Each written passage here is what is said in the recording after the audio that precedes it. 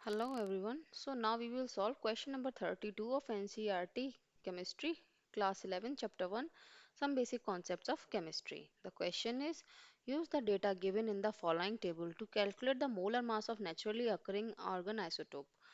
Okay तो आपको क्या दिया हुआ है? नेचुरली अकरिंग ऑर्गन आइसोटोप्स दिए हुए हैं। यहाँ पर तीन आइसोटोप्स होते हैं।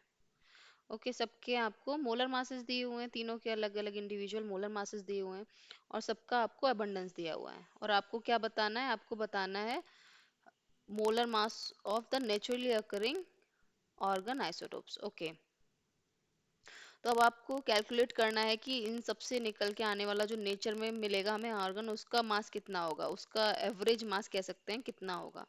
ठीक है, वो इन तीनों की वजह से ये हमारा कितना नेचर में प्रेजेंट है, इतना परसेंट, ये वाला हमारा इतना परसेंट प्रेजेंट है। तो जो ये सबका कलेक्शन होगा वो हमें नेचर में दिखेगा। तो इन सबका अमाउंट, इनका कितना अबंडेंस है, ठीक है, और इनका कितना कितना अमाउंट है, इसका हम एवरेज निकाल लेंगे तो हमें पता चल जाएगा कि नेचर में इसका कितना एवरेज मास हमें मिलता है। तो ठीक है, इसको हम लिख करके देखते हैं। तो इसको हम कैसे लिखेंगे? Molar mass of argon, molar mass of argon is equal to, okay मैं यहाँ पर लिख देती हूँ, यहाँ से सॉल्व करना स्टार्ट कर देती हूँ।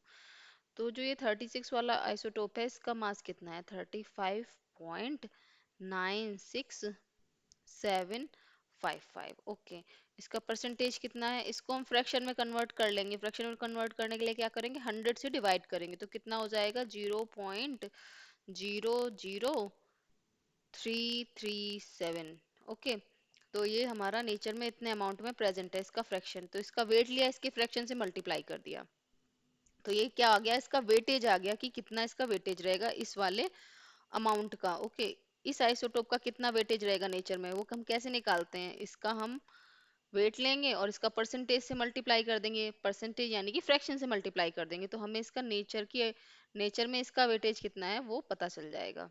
ओके, फिर उसके बाद हम क्या करेंगे? दूसरा आइसोटोप ले लेंगे। दूसरा आइसोटोप का वेट कितना है? 37.96272। ओके, और इसका नेचर में अबंडेंस कितना है? इसका नेचर में अबंडेंस रहेगा, फ्रैक्शन में लिखेंगे, 0.00063। तो ये हो गया इसका अबंडेंस। तो ओवरऑल ये क्या हो गया? टोटल ऑर्गन 38 का वेटेज। ओके, अब हम लिखेंगे ऑर्गन 40 का वेटेज। उसको कैसे निकालेंगे?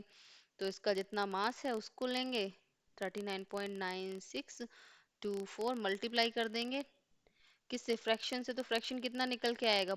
0.996, ओके, 00। ओके, तो ये हमारा क्या हो जाएगा? इसका वेटेज हो जाएगा लास्ट वाले का। तो ओवरऑल जब हम इसको सॉल्व करेंगे तो हमारे ऑर्गन का जो नेचर में जो मास हमें मिलता है वो निकल के आ जाएगा। तो वो कितना होता है हमारा? तो वो होता है हमारा 39.948। ओके, तो आपका इतना आंसर निकल के आ जाएगा। तो इसको आप एक बार सॉल्व करके देख लेंगे।